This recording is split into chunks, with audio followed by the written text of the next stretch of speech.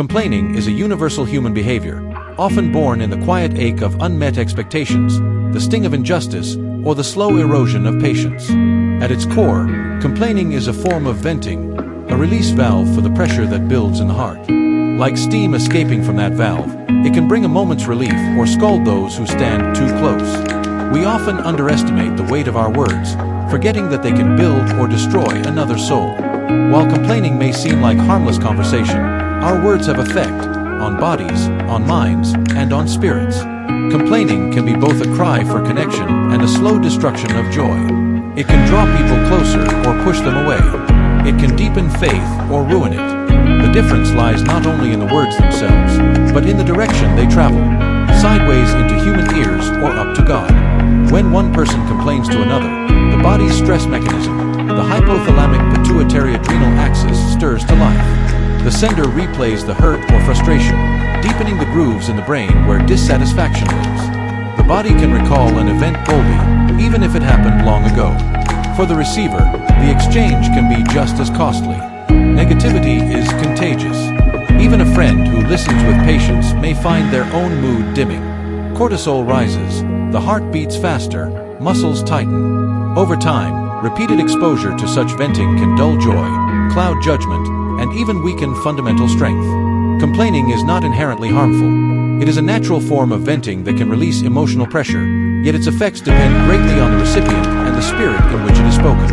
When we complain to others, we must remember that we are piling weight onto them. Will it be a weight that draws us together, or one that tears us apart? When we complain to God, we are placing our weight onto the one that can fully bear it all. When complaining becomes a habit without hope, relationships unravel. The listener may begin to brace themselves before every conversation, unsure whether they will leave intact or torn. Complaining to another person can be a fragile bridge, but venting to God can bring hearts together, reminding both that they are not alone in the struggle. Over time, the bond that once felt safe may fray, not because the listener stopped caring, but because the constant weight of another's grievances were too heavy. Words are not just sounds, they are structures. Some build with encouragement, patience, and understanding, others demolish. When we vent without care, we risk destroying connections to those we love. There is something deeply human about the need to voice our pain. We are not built to carry every burden in silence. A complaint can build a bridge or tear one down, depending on the heart behind it and the ears that receive it. Complaining is a reaching out, a way of saying, I cannot hold this alone. When complaints are carried to God, the body still feels the tremor of stress, but something else begins to happen. In the act of prayer or lament, there is often a subtle shift. The burden is no longer as heavy because it's being lifted by the one who is strongest. The body moves from tension toward support, from holding on to being held. Even in moments when no immediate answer comes, the act of speaking to God can create a physiological space for hope to repair. The stress response softens, and the body begins to remember what solidity feels like. Complaining to God, lament, is a different kind of conversation. In the ancient Psalms, lament is not faith's failure, but its proof. The speaker still believes someone is listening.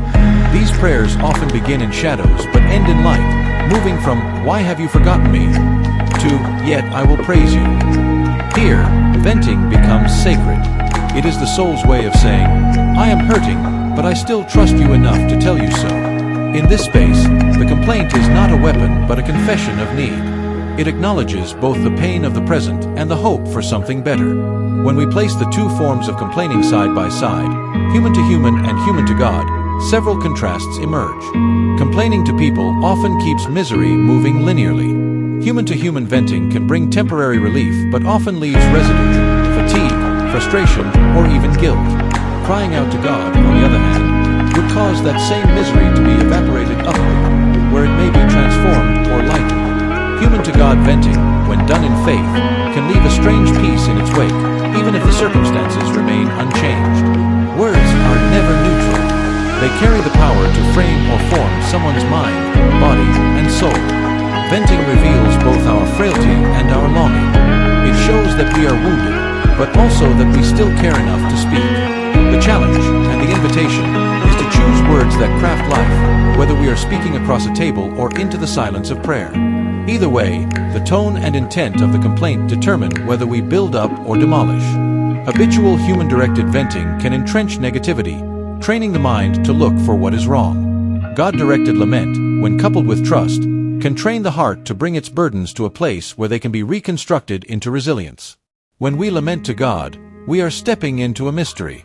We may not receive the answer we want, but we are heard by one who does not grow weary of our voice. In that sacred exchange, our venting can become prayer, our frustration can become surrender, and that heaviness can be met with a strength not our own.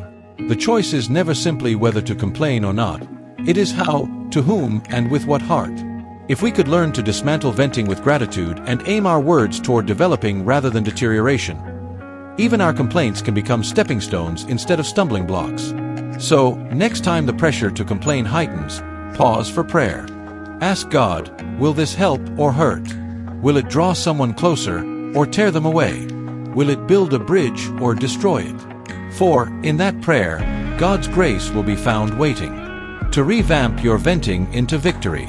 To be part of this ministry, please visit www.salvationshope.com.